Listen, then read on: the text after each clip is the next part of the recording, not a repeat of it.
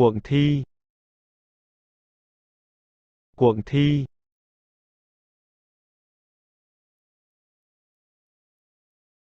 Cuộc thi đấu.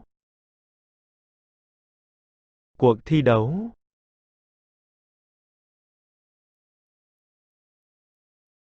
Đua xe đạp. Đua xe đạp.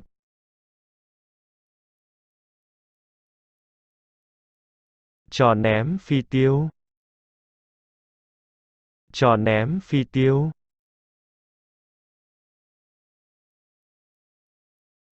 Đánh bại. Đánh bại.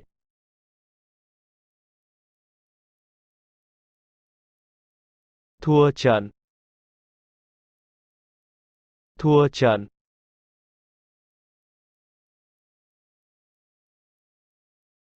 Lặn. Lặn.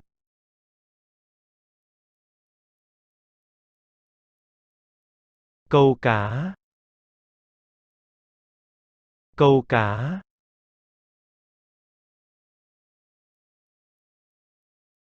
Bóng đá. Bóng đá.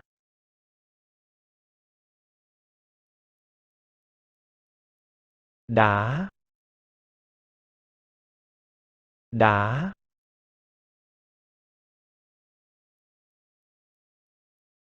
Đánh gôn. Đánh gôn.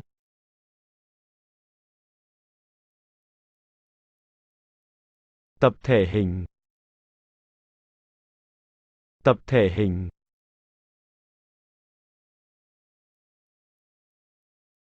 Bóng ném. Bóng ném.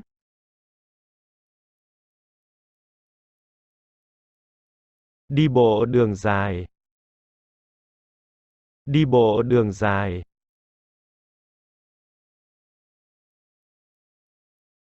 Khúc côn cầu. Khúc côn cầu.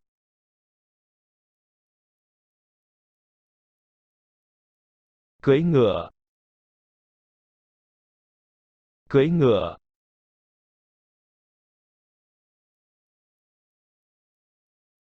Đi săn. Đi săn.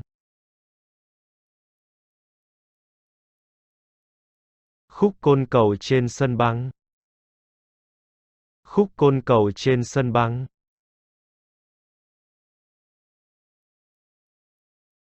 Trượt băng. Trượt băng.